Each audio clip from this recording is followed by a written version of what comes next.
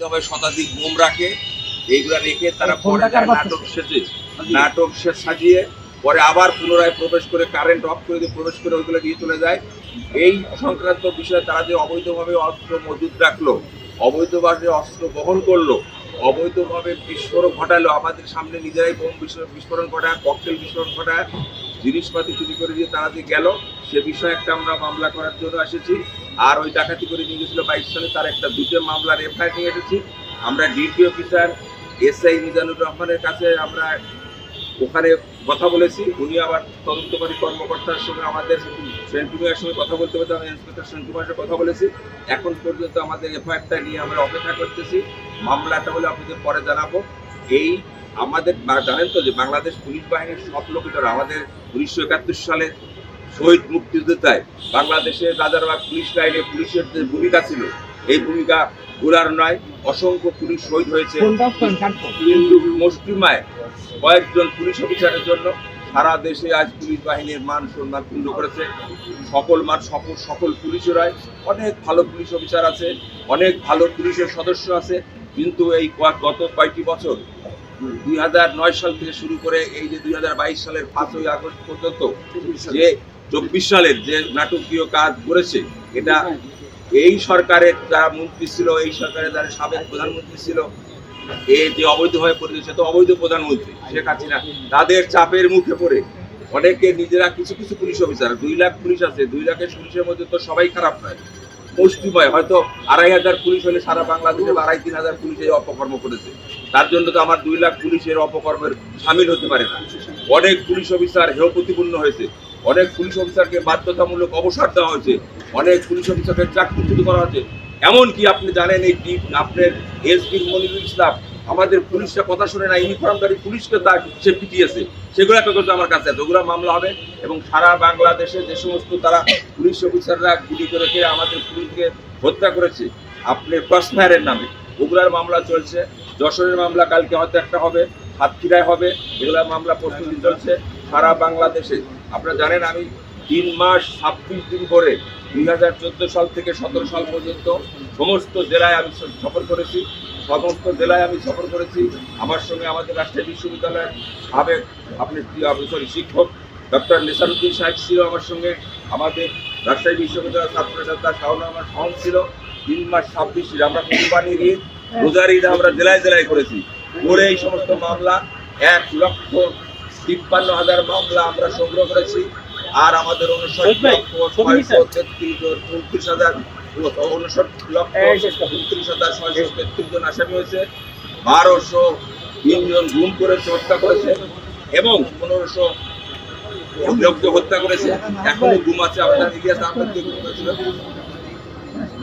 পর্যন্ত আমাদের সারা বাংলাদেশে যেখানে যেখানে তারা আমাদের বিএনপি নেতা কর্মীদেরকে হত্যা করেছে, বিএনপি নেতাদেরকে গুলি করেছে, বিএনপি নেতাদেরকে নির্যাতন করে রিমান্ডে নিয়ে আমাদেরকে তাদেরকে মারধর করেছে, জখম করেছে, তাদের বিরুদ্ধে মিথ্যা মামলা দিয়েছে। এই মামলা প্রস্তুতি চলছে আমাদের অফিসে, প্রতিটা জেলায় মামলা হবে, প্রতিটি মহানগরের মামলা হবে।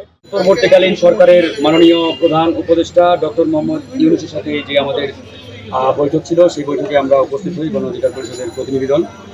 তো সেখানে প্রধানত বেশ কয়েকটি বিষয় নিয়ে উনি আমাদের ডেকেছিলেন। তো প্রথম এজেন্ডা ছিল আগামী 15ই আগস্ট যে জাতীয় শোক দিবস, এটি নিয়ে একটা মতামত জানতে চেয়েছিলেন যে এই শোক দিবস থাকবে কিনা বা এই সরকারি ছুটি আসলে থাকবে কিনা, রাজনৈতিক দলগুলোর মতামত কি। তো আমরা আমাদের জায়গা থেকে মতামত দিয়েছি, অন্যান্য রাজনৈতিক দলগুলো মতামত দিয়েছে।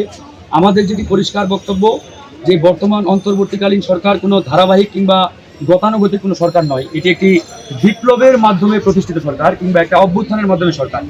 তো যে বিপ্লবের মাধ্যমে একটি ফ্যাসিবাদী রেজিমকে আমরা হটিয়ে একটি বিপ্লবী সরকার প্রতিষ্ঠা করেছি, এই সরকারের আমলে যদি আবার সেই ফ্যাসিবাদী রেজিমের কোনো কালা কানুন কিংবা কোনো নিয়ম কানুন চালু থাকে, তাহলে আমাদের এই বিপ্লবে যারা শহীদ হয়েছেন, রক্ত দিয়েছেন, তাদের এই রক্ত এবং শহীদদের সাথে এক প্রকারের বেইমানি করা হয়, প্রতারণা করা হয়, তাদেরকে অসম্মান করা হয়। আমরা বলেছি ওই ফ্যাসিবাদের আমলে যত সিদ্ধান্ত নেওয়া হয়েছে, যত নিয়ম কানুন, যত কালা কানুন রয়েছে, এগুলো অবশ্যই বাতিল করতে হবে। সেই জায়গা থেকে 15ই আগস্ট জাতীয় বা যে শোক দিবস, এটি আসলে বাংলাদেশের আপামর জনগণের মতামতের প্রতিফলন এখানে ঘটে নাই, কিংবা জনগণের মতামত নিয়ে এই জাতীয় শোক দিবস ঘোষণা করা হয় নাই। এটি একটি নির্দিষ্ট রাজনৈতিক দল ক্ষমতায় এসে তারা এই শোক দিবস পালন করেছে, এটাকে রাষ্ট্রীয় একটি দিবস বানিয়েছে। 16ই ডিসেম্বর 21শে ফেব্রুয়ারি যেমন আমাদের জনগণের একটি দিবস, জাতীয় দিবস, ঠিক সেভাবে 15ই আগস্ট কিন্তু আমাদের হয় নাই। তো সেই জায়গা থেকে আমরা স্পষ্ট করে বলেছি 15ই আগস্ট শোক দিবস পালন করার কোনো সুযোগ নেই, এটি অবশ্যই বাতিল করতে হবে। অন্যান্য রাজনৈতিক দলগুলো একই মতামত দিয়েছে। আরেকটি বিষয়ে আমরা স্পষ্ট প্রধান উপদেষ্টা ডক্টর মোহাম্মদ ইউনূস স্যারকে জানিয়েছি যে স্বরাষ্ট্র উপদেষ্টা ব্রিগেডিয়ার সাখাওয়াত হোসেন সাহেব, উনাকে ছাত্র জনতার অভ্যুত্থানের মাধ্যমে ছাত্র জনতাই এই চেয়ারে বসিয়েছে, কিন্তু উনি এই চেয়ারে বসে আবার যদি সেই ফ্যাসিবাদী রেজিমকে রাজনীতিকরণ কিংবা রাজনীতিতে পূর্ণ প্রতিষ্ঠা করতে চাই, এটি এই দেশের জনগণ এবং ছাত্র জনতা মেনে নেবে না। আমরা ওনাকে বলেছি ছাত্র জনতা প্রচন্ড ক্ষিপ্ত, আপনাকে অনতি বিলম্বে স্বরাষ্ট্র উপদেষ্টা ব্রিগেডিয়ার সাখাওয়াত হোসেন সাহেবকে বহিষ্কার করতে হবে কিংবা পদ থেকে সরিয়ে দিতে হবে। মাননীয় প্রধান উপদেষ্টা ডক্টর মোহাম্মদ ইউনূস আমাদের প্রস্তাব, আমাদের দাবিকে খুব আন্তরিকভাবে নিয়েছেন এবং তিনি বলেছেন অন্যান্য উপদেষ্টাদের সাথে আলোচনা করে তারা সিদ্ধান্ত নেবেন। এর বাইরে আমরা আরো বেশ কয়েকটি বিষয় নিয়ে আলোচনা করেছি, তার মধ্যে অন্যতম একটি ছিল যে এই মুহূর্তে যেহেতু উপদেষ্টা পরিষদে 16 জন ব্যক্তি রয়েছেন, আমরা বলেছি 20 কোটি জনগণের বিশাল এই বাংলাদেশে এই কয়েকজন উপদেষ্টা দিয়ে আসলে রান করা কিংবা পরিচালনা করা অনেক ডিফিকাল্ট।